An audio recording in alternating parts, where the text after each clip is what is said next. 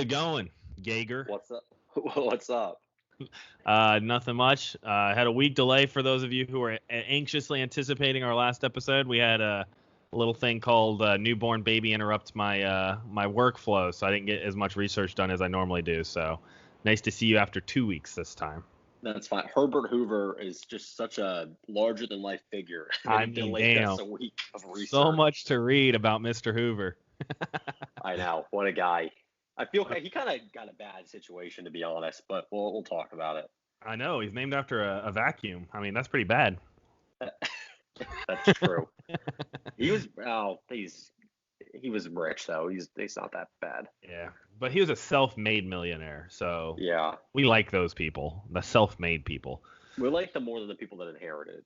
Yeah, we like them more than I saw a statistic the other day that kind of blew my mind. So I'm curious. The more I learn, the more what my political ideology will shift from like where it has been recently. But I saw a statistic about how like 80 to 85% of millionaires are first generation millionaires, meaning they're the first people in their family.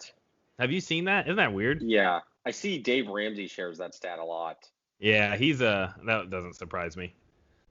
Yeah, I mean, I guess it makes sense. I guess if the minority of millionaires are inherited wealth, they're going to be the loudest because they've always been millionaires. Yeah, true. So I guess that makes sense. Yeah. I just thought it was interesting because there is the one. So I'm all for a lot of the policy ideas that Bernie advocated for, but there is a weird animosity in his following for people who make it rich. Mm-hmm. And I think it's like an unintended kind of like what do they call it in war whenever you're going for the enemy combatant, but you accidentally kill a civilian? It's collateral damage. Yeah. I feel like that's kind of what it is. Like there's plenty of genuine grievances against a lot of people who are in the top 1% who have rigged the system in a lot of ways for their benefit at the expense of the middle class. I'm all for that conversation, and I think there's a lot of legitimacy to that. But that doesn't mean if someone's doing financially well or actually succeeded in life, there's some type of villain by default just because they have money. And that seems to be a definite aspect of his following or campaign for some reason. Yeah, you never want to be the person. I don't want to hate on someone for making money. And again, It's different if someone even like Donald Trump's kids, who we were talking about before we came on, like they were born into wealth. So was Donald Trump. Well, even Trump was. That's so easy to hate on, rightfully so. Yeah. But if someone's made their own money, ethically or not, depending on how they did it, I know people hate like Wall Street and hedge funds, but there's still, and I'm not even I think the conversation needs to go away from just having money or inheriting money and more so towards like rules around what you can do with your money. Like there needs to be a lot of rules around how you have money in politics and what can be used again. Like you have to counterbalance the evil ways people can use their money and care less about if people have money, because I don't work my ass off and make a lot of money so that I can keep my money. I want my son to have it and then his son. I want it to be in the family. So I think it makes sense, the whole inheriting wealth and whatnot. And there's some smart ways to still tax that rightfully. So like I get that, but I'm just more concerned with the amount of ways politicians can be bought and the amount of times that billionaires or people with money can buy policy outcomes to benefit them, and it's often at the expense of the rest of the country. I'm more concerned with combating that than I could honestly care less who has money and what they're doing with it most of the time. Right. It's the power too. I mean, have you seen Scarface? No. What the heck is that? Oh man. Oh, you don't know what Scarface is with Al Pacino? I thought you said Scarface. No. Scarface. Yes. I know Scarface. Yes. Obviously, I have not seen the movie, but I know who you're talking about. Okay. There's a line in the movie. He's just like Cuban immigrant, Tony Montana. There we go. And he goes, first you get the money, then you get the power, then you get the women. And politicians are just stuck in the cycle of the power. That's 100% true. Yeah.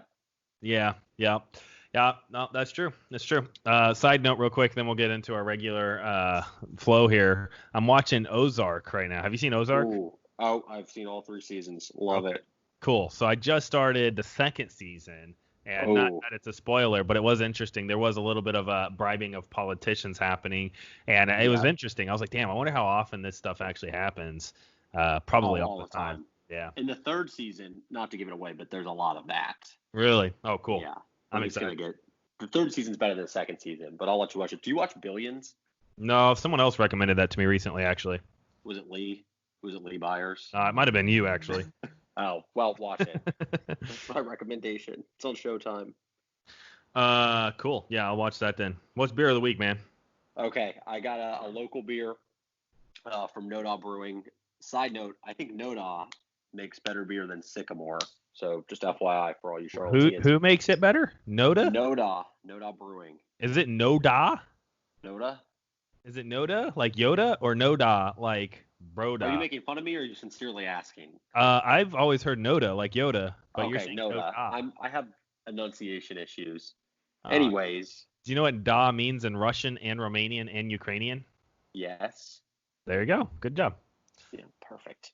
Anyways, Noda Brewing. There we go. Yoda. Irrelevant. Edit that part out. The beer is Coco Loco because I'm going crazy from the quarantine. There we go.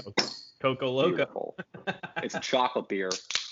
Oh, God. That sounds awful. Yep, but the name, I've never had it actually. We'll see. I'm pouring it into a Coco glass. Loco. The worst part about this quarantine is now when we do the podcast, I don't get to try the beer of the week. I'm sitting here drinking a freaking Mike's Hard Strawberry Lemonade, and I feel like the biggest pansy on the world right now. So this is not good.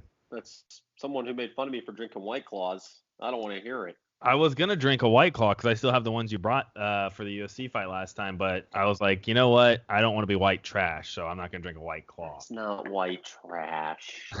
The first word is the same in the both phrases, though. Okay, that's fair. Chris Morin left those. I would never leave alcohol behind, stranded. Oh, damn. That was Chris, yeah. Hey, we got to shout out Trey Pennington. I told him we'd shout him out, so. Shout out Trey Pennington. He said he's upset we shout Lee out too many times, and he needs a shout out. Well, I mean, Lee's just an all-around better mortgage broker than Trey, but outside of that, I don't know, man. 2020, Trey seems to be coming up, and he's an up-and-comer. He's beaten Lee from what I hear. Trey, that might be true. Trey had on his Snapchat last night, and I'm just gonna say that he was all in one. It looked like he was having a good time. Well, go Trey. There's your shout out, Trey. You won't ever listen to this, but there you go. So okay, that's the good beer of the week. Coco Loco, quarantine crazy. It's not bad. It's like chocolatey. Kind of a that sounds disgusting. So we're gonna move on from this terrible beer of the week, and what's tweet of the week is next, right? Yes. So this is a good one. So from May 14th, do you remember the girl that took her graduation pictures at Kent State with like the AR around her? Oh, the freaking Alex Jones girl. Yeah, Caitlin Bennett. Yeah, God. Yeah. So May 14th, I believe Thursday, she was on a tear. So there we go. First tweet, it's just like portraits of her, makeup, and the tweet is, "One day I'll be president, and all my haters will submit to my authority." Oh my God, what the hell? That's a good one. There we go. And then that was at 12:01 a.m. And then 2:39 p.m. later that day, I like spending a large part of my day in the kitchen cooking for my husband like a good wife should. She's married? Yes, I guess she is married. Damn. I didn't know until I read her feed. I think we know who wears the pants in that relationship. So, Damn. She's a dude. You watch her videos. Yes. That whole vibe of like Alex Jones, her. I mean, honestly, that's kind of like mini Tucker Carlson in a way. In some ways, like what they do is just so. Have you ever, CJ Pearson as well on Twitter? Yes. Oh yeah. Same type of vibe. That's just like, how can we twist things to sound as outrageous as they can, and then fake as much outrage as we can in the name of patriotism, God, and glory? It's just like, oh my God. I know. I mean, my nephew, who's 4 years old, is way more mature than that. Like, it's ridiculous, man. Yeah. But it works. She has more money than me, so good for her. For being outrageous. Yeah. For having an AR going into school after a school shootings have been such a common thing, acting like there's no association between the two. Okay. No. Also, the tweets on the Twitter replies all say that her husband's gay, so something to watch. God, yeah, I can't imagine many of her followers are people that actually like her. Yeah. I don't know, man. She just seems crazy to me. Everything I've seen from her, she seems legitimately psycho. Diet Tommy Loren. Yeah, almost worse in a way, to be honest with you. At least, yeah. Oh well. So that was your first one. Let me do my first one. Then I guess we're doing two each this week, right? Since we skipped a week. I read two. What was the It first was one? two separate tweets. The first one was a picture of herself. Oh, She was saying, yeah. Sorry, my One bad. day I'll be president. All my Same hands will submit person, my same authority. person. I just did it from the same person, so maybe that's Okay. cheating. So yours are better than mine, I'd say. But one of mine that was funny as Bernie Sanders retweeted this article. Did you hear about Jeff Bezos being the world's first trillionaire here in the next like 8 years? Yeah, I did hear that. I mean, it makes sense. Yeah. So there's this article written. The title says why we should all be excited about the world getting a first trillionaire or something like that. And Bernie Sanders just retweeted and put no. And I was like, yo, end of discussion. That's enough. Yep. Obama had a good tweet too. Oh, really? Share more. Oh, it was one more. So Trump criticized him or something. Oh, no. You know how Trump goes. Yeah, no. yeah. Like was going crazy, and Obama just tweeted vote. It got like 300,000 retweets. Oh, I saw that. Someone else tweeted something funny under. I can't remember what it was. But yeah, I didn't know that's why he did it. Vote. Yeah, Obama. Sorry, dude, but you don't get to go in this election saying people should vote when you put Biden as the front runner. My God, man. I was talking to someone the other day. I was like, man, I wish Bernie and Biden wouldn't have run, and it would have just been a battle between other people. Because I'm so tired of seeing like, I don't know. I would have rather someone who hasn't. Honestly, I don't like Mayor Pete, but I'm kind of ready for someone who hasn't been in the national spotlight for so long to come up. Because then maybe they just surprise us and are a good candidate. But with Biden, I know exactly what I'm going to get, and it's just not. Oh well, that's a side note. Okay, so that was yours. Mine was that no. Oh yeah, I just gave mine. The no. Then there's another one from Elon Musk that I thought was funny. I guess the county he's in is pretty seriously doing the lockdown where they're put your, I don't know what the legal fees are, legal consequences are for opening your business where he's at in California, but he tweeted a week ago, Tesla is restarting production today against Alameda County rules. I will be on the line with everyone else. If anyone is arrested, I ask that it only be me. I thought that was Oh my God. I was like, damn. I don't know if you're a hero or a villain, man, but that was badass. Yeah. Oh, man. Arrest me. I like it. That's what we come to. There we go. That's a winner. He also said he probably might move to Texas because he hates California. So him and Joe Rogan, actually. Like, Joe Rogan apparently dropped that as well. I don't know why. Really? Interesting. Yep. I think the way California is handling the shutdown, a lot of people are pissed about it.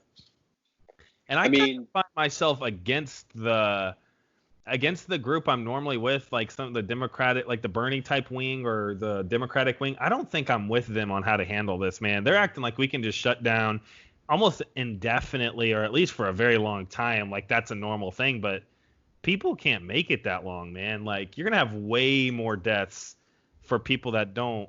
I don't know. I don't know where you stand on that. Shutdown. Well, I read this article in the New York Times a few days ago, and it's basically like, how do pandemics end? And it's like either, enough people die and it stops spreading, or you get a vaccine or something to that effect. Sure. Or people just are done with it and they go out anyways and they deal with it and it socially ends.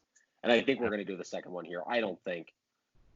Maybe you don't have concerts, you don't have sporting events, but not being able to go to restaurants and bars, I just don't think it's lasting. You're already, I'd say like half the country's probably opening back up, right? Yeah. Southern states. North Carolina's probably next week. So. Yep. Yeah, it's weird because like a lot of people are like, don't put profits above people, and I'm like, okay, I'm all for doing it smart, figuring it out, but it's way more complicated than that. You're putting people above people at this point, and so it's a math game of how many people do you want to put against people. It's like, based on what we know, 90% of the people who end up dying from this are over the age of 70, and then it's like a certain percentage are from 60 to 70. But for most younger people under 50. It's like I think they account for like 5% of the deaths maybe. And so it's like not to say not all lives matter, obviously not in that context, but in this context. I get that argument, like we want to watch out for everyone, but dude, if people don't have food, they don't live. Like that's a pretty simple thing. So if the government's not going to step up and try to figure out a creative way to take care of people without jobs more than they have, you have to open the economy and move forward. Like I don't know how you get around that.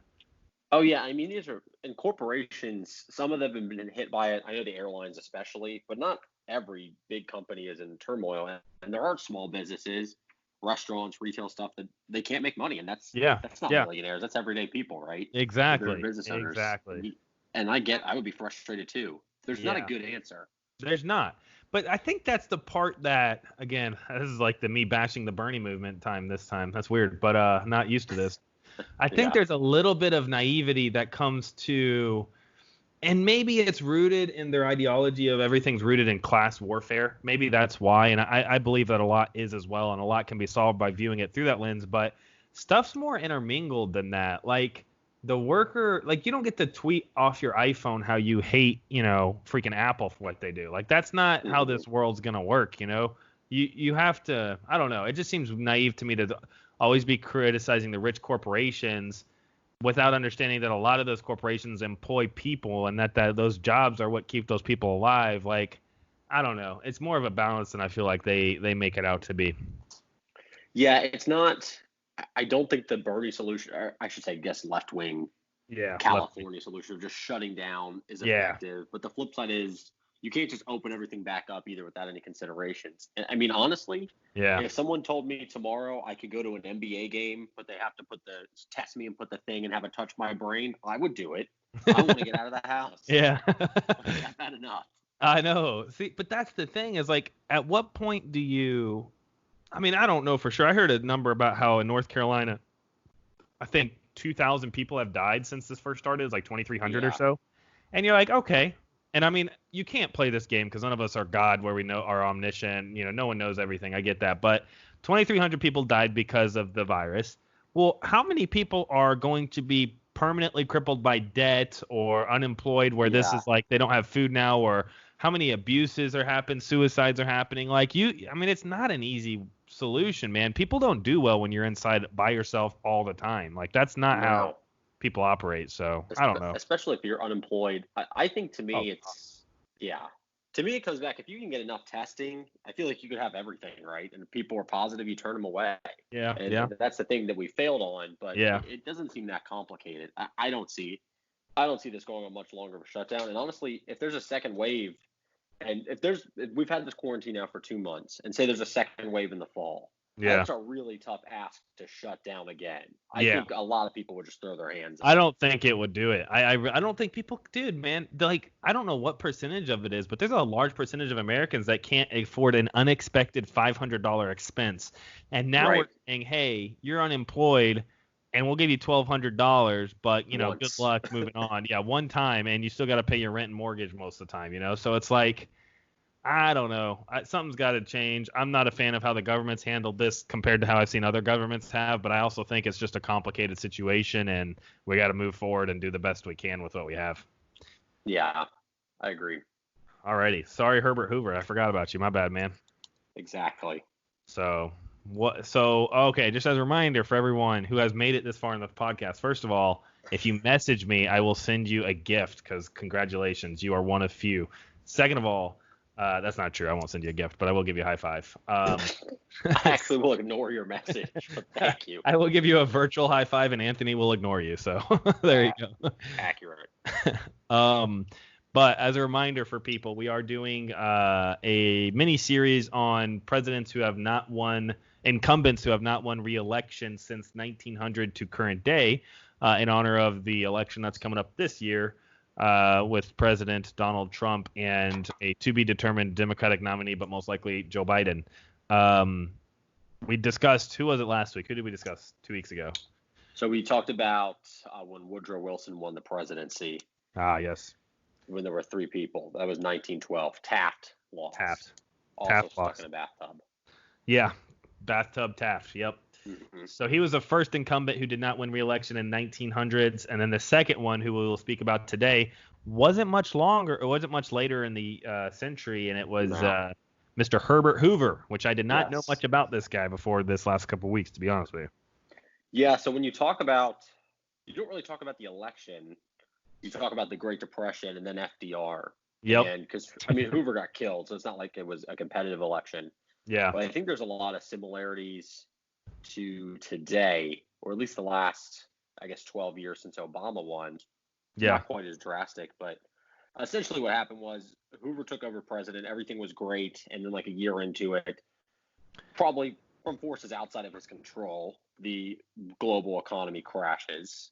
Yeah. And he was an easy scapegoat, and he lost. Yeah, and a lot of it was that, and it seems like and it's so hard because I didn't realize how much truth there is to winners write history books. Like that is such a true statement. And honestly, Herbert William Hoover Burr. lost, and from what I understood, a lot of the people who wrote the history books that we would study in our regular school systems were, a lot of them, some of the big names were pretty big FDR fans. And so you're like, well, how much of that bias might have seeped in? And honestly, I have no way of proving it one way or another. But the more I read about Herbert Hoover, the more I was like, he got handed a pretty crappy hand, and he did kind of what he could to help it out, but it just didn't work out as much as he wanted. And I actually read that like 80% of the proposals he put in place, FDR kept with, and they ended up being pretty successful. And so they just took time to show the fruits of it. So all I ever knew about Herbert Hoover was he was the president in the Great Depression who lost to FDR, and that meant he was incompetent. But the more you looked into it, it looked like he kind of, there's certain criticism you could definitely levy against him, but it seemed like he tried to do what he could to make it work. It was pretty interesting to read about how he handled it. Yeah, he kind of got shafted, but you get these like periods of time throughout history, and this is maybe the biggest besides the Civil War, where people want government out. They want government out of their lives, and until you need it, right? And this is really kind of the biggest reimagining of the role the government plays. Like I said, since the Civil War, and probably up until what's going on now, I think there's probably going to be a redoing of the government. But the way FDR got involved in the amount of money he was spending and the policies he tried to implement was kind of unprecedented. And Hoover was not he was pretty progressive for the time. So it's not I think from what I understood, because Teddy Roosevelt wasn't much further behind, it was like 15 years behind. Teddy Roosevelt did push the Republican Party towards a lot more of a progressive bent, but there still was a strong resistance towards government getting involved, and they still really wanted people to just kind of figure it out, or the companies just to be left alone. And Herbert Hoover was of that mindset because he was a self-made millionaire who ran a business, and he had found a lot of success in doing what he did, and was frustrated, from what I could see, by some government regulation and government intervention that stopped him from being able to do what he considered was, actually good work. Because I think it had something to do with charity, or I can't remember exactly what it was. So he had personal experiences and an ideology that he didn't want the government to come in and do a quick solution fix. He wanted people to figure it out and companies to figure it out, because he thought long term that was a much better environment and cultural setup for America than if the government was supposed to step in and fix everything. So he was of the same ideology of like a lot of libertarians in a way, but when the crisis actually hit, he did step in and try to get the government involved in a lot of different areas. So it was pretty interesting to kind of read how he handled it. But I don't know if did you read, there were certain areas he did not want the government to step in with. I can't remember what it was specifically. I don't know if you came across that in your reading. Well, he tried to implement public works jobs. He wanted labor regulations. He tried to have government sponsored bailouts, but he wanted to raise taxes to do it, which is kind of the thing that, right, naturally. But it's he wasn't sitting idly by, and I think history, maybe it is the point where the winners write it, but history has this view where he didn't do anything. And again, it's almost, Donald Trump's awful. Again, don't get me wrong, but what's happening now is there's no way to really prepare for that, and it would hurt any president, no matter how great or bad they are. Yeah, exactly. So Hoover has the infamous "pull yourself up by your bootstraps" line, which sounds great, but it's not. Yeah. And so, of course, he would be, reserved about this huge government overhaul. But the other thing is this, and we've seen this throughout history too. Once the government does something and takes that leap forward, it does not go back. Yeah, it exactly. Doesn't go back on taxes, entitlements, Social Security. Yeah. Once you have it, it's there. You know what I mean? It is very true, man. And it's interesting because the older I get, the more I'm starting to realize, first of all, you can have the most consistent and pure ideology you want, but in reality, the way things play out in life, there's too many variables for it to ever consistently do one thing. So there's just a lot of mess out there that you got to learn how to govern if you're in leadership. And dude, it's interesting. A lot of the Bernie type of fans will be like, well, why can't we be more like new whatever, Sweden, name the country. Why can't we be more like them? But as soon as you start dialing in and what the government has done, like taxes, if you look at taxes for some new vehicles in some of those countries, it's outrageous, man. And so I think a lot of people don't it's easy to bash the libertarian mindset. It's easy to bash kind of the people who are hesitant about big government. Like, it's really easy to bash them. But I agree with you that as soon as the government takes, you give them an inch, they take a mile, and that mile turns into 10, and they never go back any at all until they're beaten to submission by some pretty radical, change that usually takes some time to happen. So I don't know. I am sympathetic to being hesitant about like the federal government continuously growing and growing and growing. It seems like that's probably not a great idea. Like, for example, I have a question for you. Let's say, and I don't know the answer to this. I was just thinking about this the other day. Let's say the federal government, like we had the direction Bernie Sanders wants to do, and he has to raise taxes to get there, right? And everything like that. And so the budget for the government grows pretty exponentially in order to provide the services they want, they have to bring in quite a bit of income. What happens when a pandemic hits and people stop making a lot of money, stop paying taxes, and now the government has racked up how much it has to spend just to survive, but it doesn't have that income flow? Is that even sustainable over generations? Like, I don't know. That's a pretty interesting thought. But that's the thing, is like the government has debt. It's always had debt and always will. And again, I understand, I'm not an economist or anything. Government debt is obviously not the same as personal debt, but sure, it's a lot. But it is like, it's spend money. Yeah. And, there's conservatives and moderate Democrats who don't want to do that. And again, like, as a principle, it kind of makes sense, but see, like, but you pay for things you get. You pay, you get good things. You get healthcare, right? Exactly. You get a living wage guaranteed, etc. Yeah. But very true. The thing that's interesting to me now, so again, in 1932, FDR becomes president and obviously expands the government dramatically. But really, the thing that cured us of the Depression was not the government spending; it was World War II. Sure. So you know what I mean? Did it really work? FDR is regarded as a great president, and maybe if he didn't have those policies, things might have been worse. But it didn't end the Depression by any means. Yeah, very true. Yeah, that is interesting, and it's so complicated to know exactly what was the cause, and I'm not even going to pretend to know enough to provide even a guess at the answer, but I do know it is very complicated to be able to know what was the policies that helped, bring people out of the Great Depression. Like, a lot of times it might not have been a policy. It might have been FDR was just a strong and stable leader, and so people found security in that, and it calmed the nation down to get through it. Like, you don't really know at the end of the day what might have been the factor in a lot of ways. But yeah, I don't know. I think that it is interesting that Herbert Hoover gets a pretty strong bad rep for how he handled it. But in some ways, it's like, man, who could have handled that good? I mean, FDR had 4 years to kind of beat Hoover over the head about the Great Depression, and right. It's not that hard to criticize leadership and act like you have a solution. And so maybe people were just happy change happened, and that provided a morale boost. Like, it's really hard to know exactly how it played out.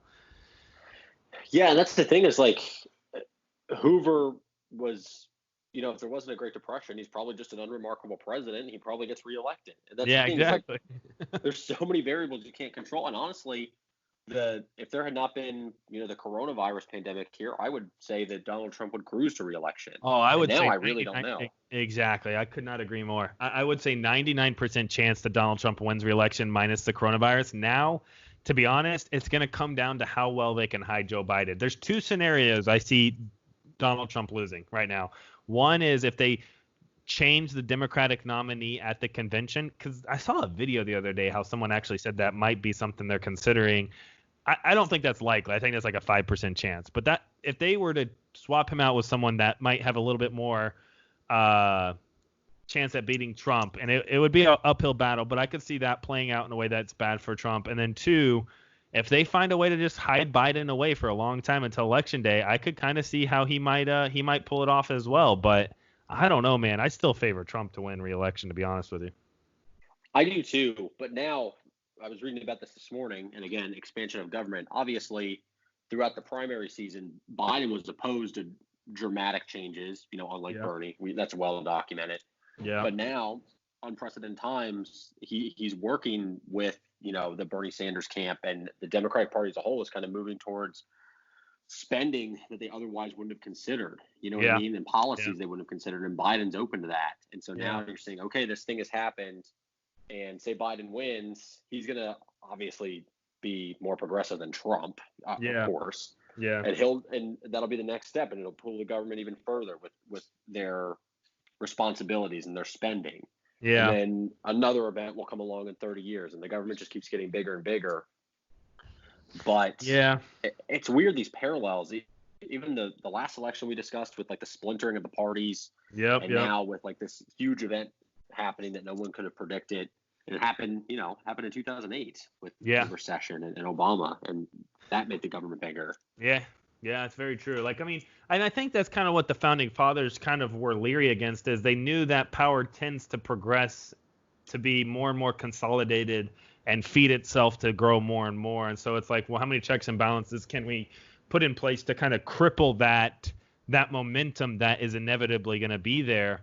And in a lot of ways, I understand how, like, I mean, Bernie Sanders really doesn't represent a lot of what the founding fathers' ideology was, to be honest with you, which is why he has to lean into how other countries do things. And I think a lot of that is why he lost, because you could make the case he represents, like with FDR, and you could tie some lines between some of the founding fathers and Bernie Sanders. But honestly, a lot of the founding fathers were leery of big government, and a lot of them were very, very pro the individual, and they were very pro kind of just like figuring it out from an individual basis instead of having the government step in, because they feared that power. I'm not saying that's the right ideology, but that was pretty common back then.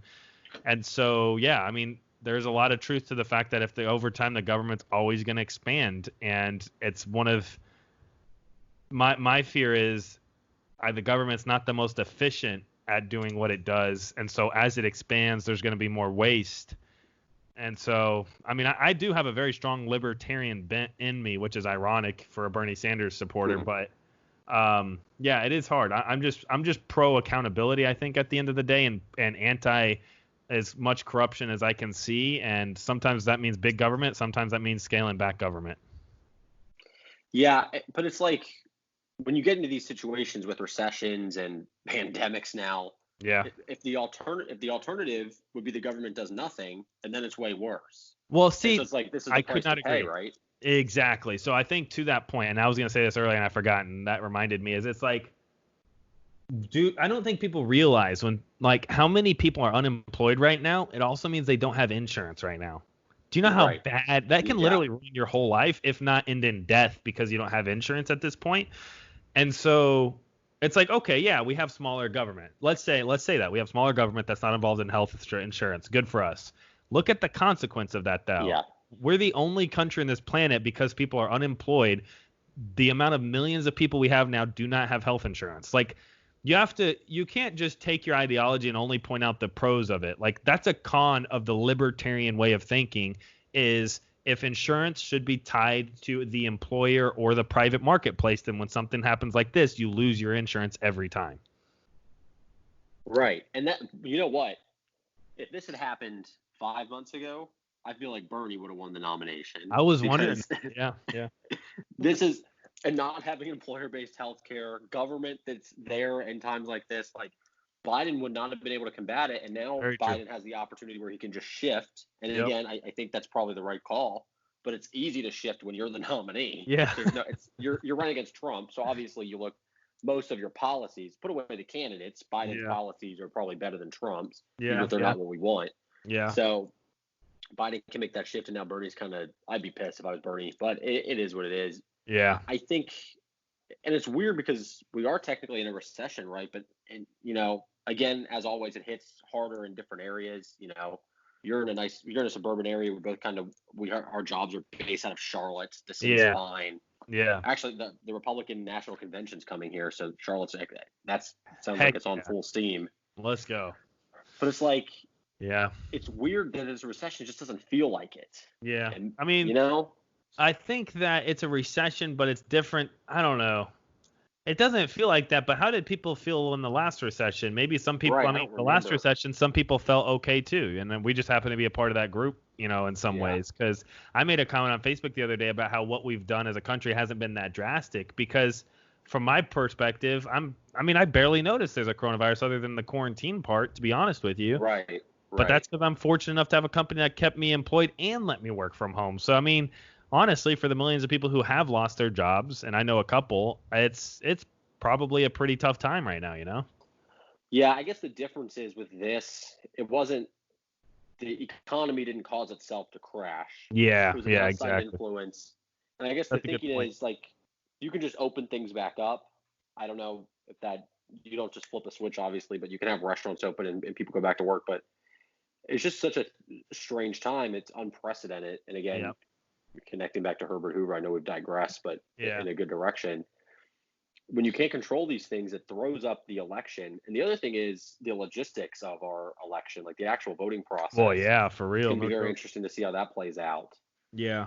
No, I agree. I think as far as Herbert Hoover goes, and we can kind of end on that and just talk about news this last week or a couple weeks, but with Herbert Hoover, I'd say I don't see a lot of similarities between the individual Herbert Hoover and Donald Trump. To be honest, I don't expect to see any similarities between any individual and Donald Trump because he's his own thing, but or at least not a lot of similarities, maybe some minor ones. So I don't see that. But in terms of the political landscape, there is a lot of similarities. There's still the ideological battle between big and small government, and to be quite honest with you, it's almost like the Republican and Democratic Party is on the smaller government side of that end if you take Bernie out of the equation. So, I mean, you have less of a contrast in some ways because back then you at least had FDR representing the bigger government side and, Herbert Hoover not. So I would say the spectrum has pulled more towards wanting a smaller government, at least the talking points have, because even Bill Clinton says the age of big government's over.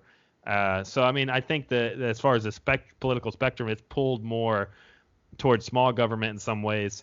But there is a lot of similarities on that front. There's a lot of similarities in the fact that the Great Depression hit, and that impacted Herbert Hoover, and it's probably going to impact Donald Trump's reelection chances. So it was definitely interesting reading upon it.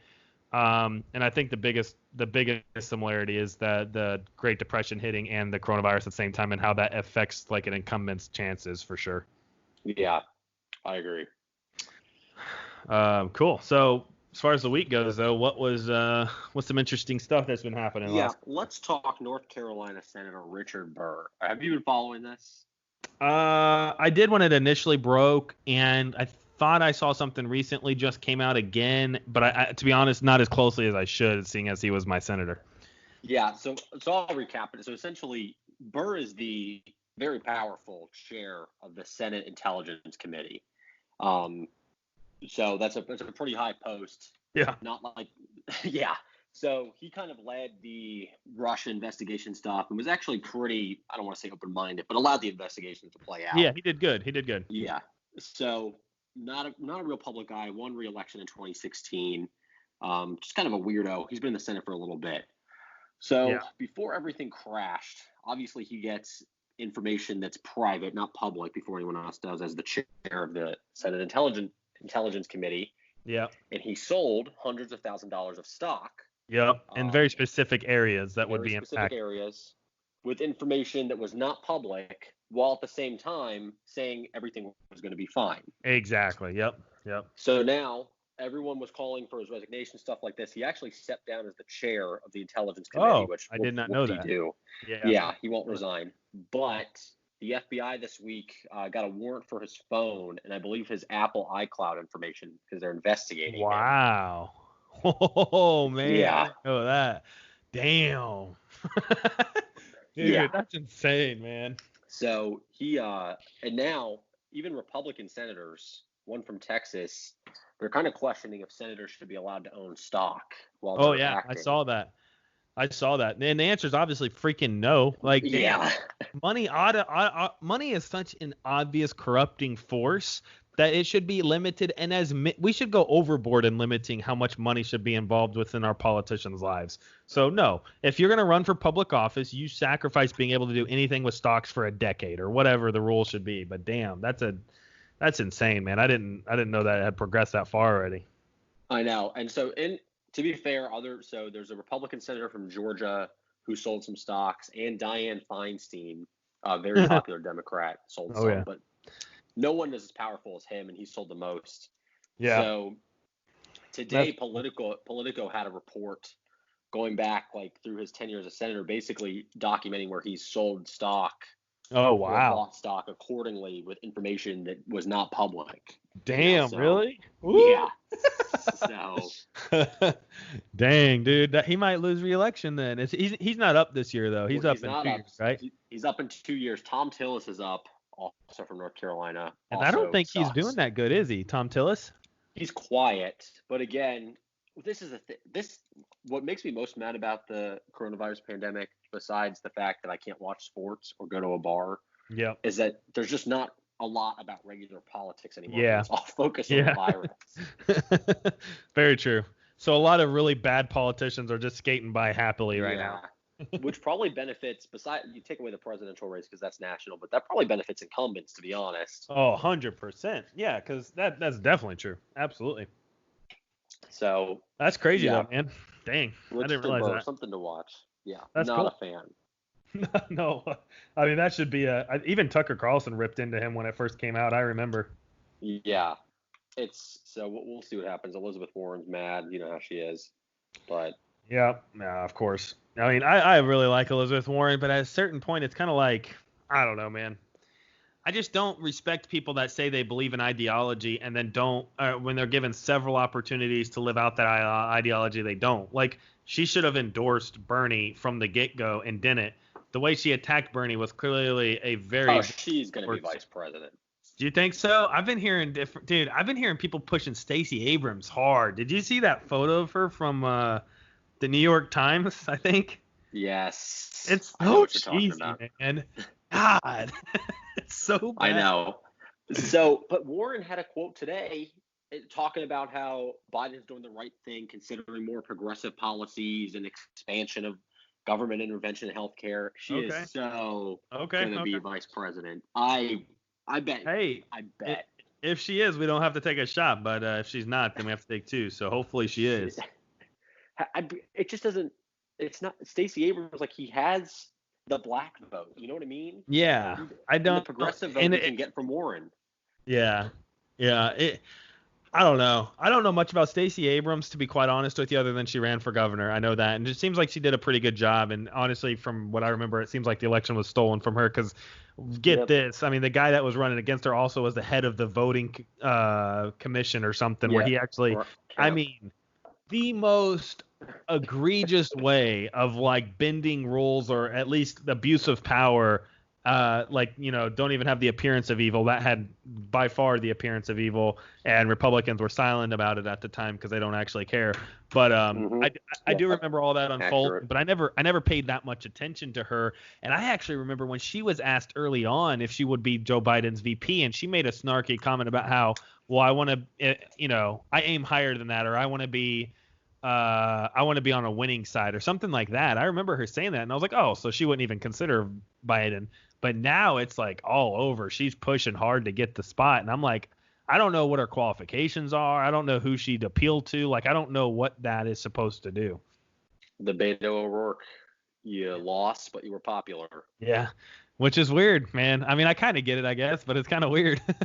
Yeah, that's the Democrat. That's why Democrats lose.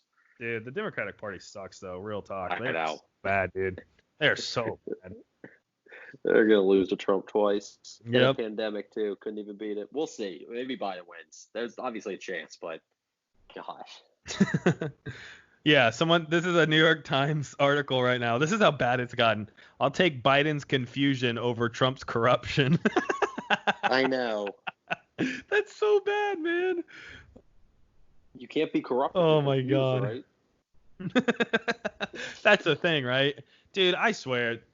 Honestly, I mean, and it sounds like the most basic fact of life. Like they say, like life consists of 3 things that are guaranteed. I think it's like taxes and death, or 2 things that are guaranteed is taxes and death. Well, the third thing is politicians are completely and utterly corrupt and for their self-interest. Like that's just kind of something people understand.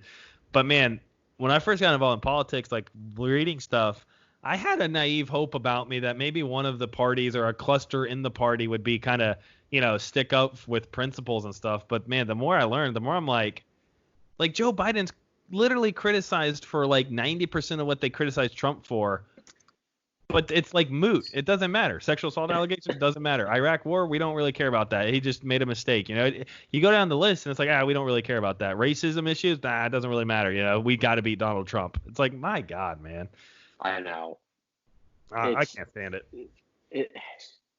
It's I don't know if it's cognitive dissonance, hypocrisy, or just stupidity. I think it's because people want to win. Arrogance. Dude, it's definitely a lot of arrogance, but I really think it's just people want power and they want to win and they understand you give people an inch. If you admit fault in an inch, then your head is put on a spike pretty quickly. So there's a lot of incentive just not to be honest about any faults that you guys may have, because that might cost you everything, and everything's about winning. So what's the point? There's no incentive to be honest.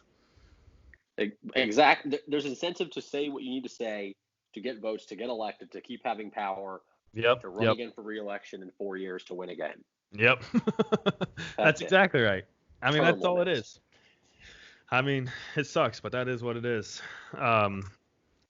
Yeah, man. I had some other news that has happened this week, but I can't remember what it is off the top of my head. The Richard Burr thing, that is awesome, though. I hope he gets hit with that, to be honest with you. That's great. Yeah, I hope so, too. He won't, so I don't anticipate the FBI investigation will go well for him. So hopefully he resigns and does the right thing. But the thing is, once you resign, that's basically saying you're guilty. So I see the incentive to ride that out. Yeah. Very true. Very true. Yeah, we'll see. Lindsey Graham's for re-election up here in South Carolina, so we'll see what happens there. Will you think for him? I totally see him running. Oh, yeah. He's the top of my list to vote for, man. Yeah. Lindsey Graham. God, man. Yeah.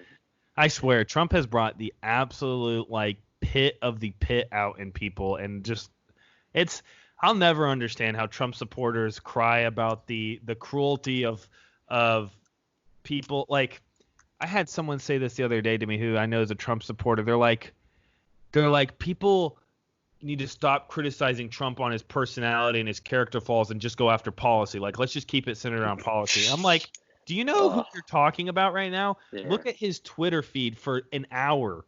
Everything this man does is personal attack upon personal attack upon personal attack. It's just, I cannot stand the amount of bullshit that Donald Trump has brought out in so many people, and they're just blind to it, man. It's like it doesn't even exist in their mind. It's so crazy.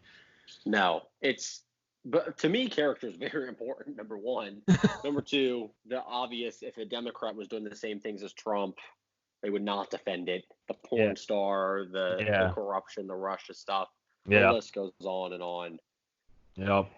Yeah, I mean, honestly, at a certain point, you stop tracking it because it's so much. And, I've always thought, man, if a Trump supporter came up to me and they're like, if someone asked me, well, what do you really not like about Trump?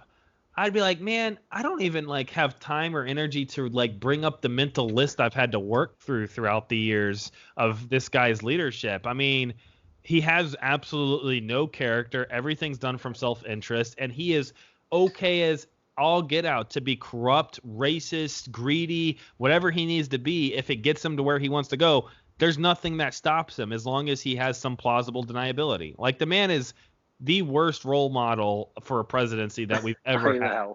It's insane, man. It's so bad, but yeah. Oh, well, that's not news to anyone. No, it's unfortunate. He grinds you down. That's the thing is he wears you out. Why don't you like Trump? You almost you're overwhelmed by the amount of things you want to say. Yeah. You can't pick one. It's just too much. Yeah, it's a lot. Yeah.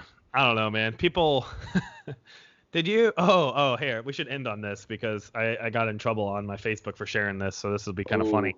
I think I sent you the picture actually of Donald Trump's campaign. They're if you're on a website and it doesn't load properly, it'll say, hey, please refresh, something went wrong, and usually it shows a picture of a cute cat or monkey or something funny, and on Donald Trump's page it shows Joe Biden looking kind of just confused, and it says sorry, you're lost, or it says sorry, damn, I'm gonna have to show up the picture. It looks like you're lost like I am, I think it says. Yeah. With Biden, it's with so Biden funny. Sitting there. It appears you are as lost as me. Yeah.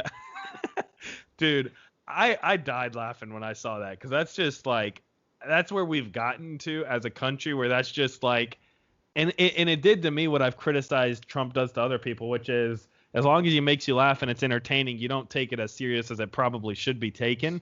Because honestly, there's no way that should be allowed for presidents to do that. But honestly, because I laughed, I was like, that's freaking hilarious. I don't even care.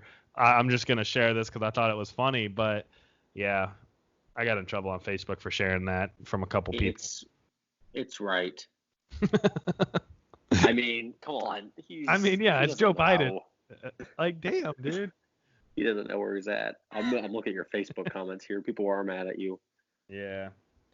And I actually, I don't know. Yeah, that's funny. I don't know, man.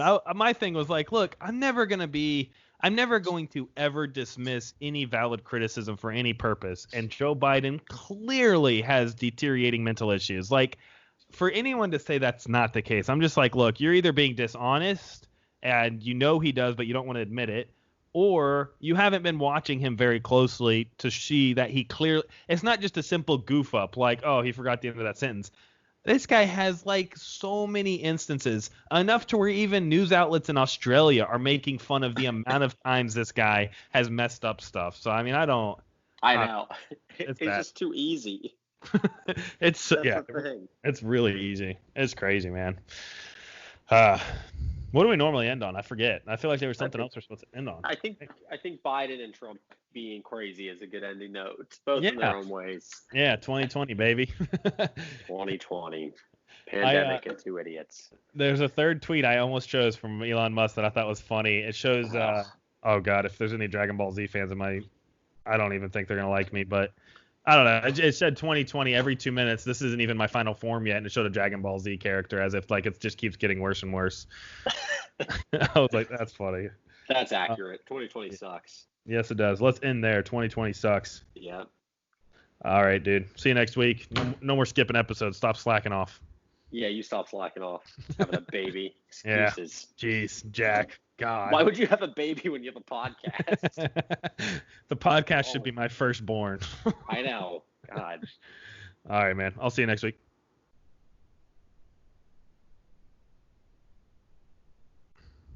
How do I stop recording? Oh, there we go.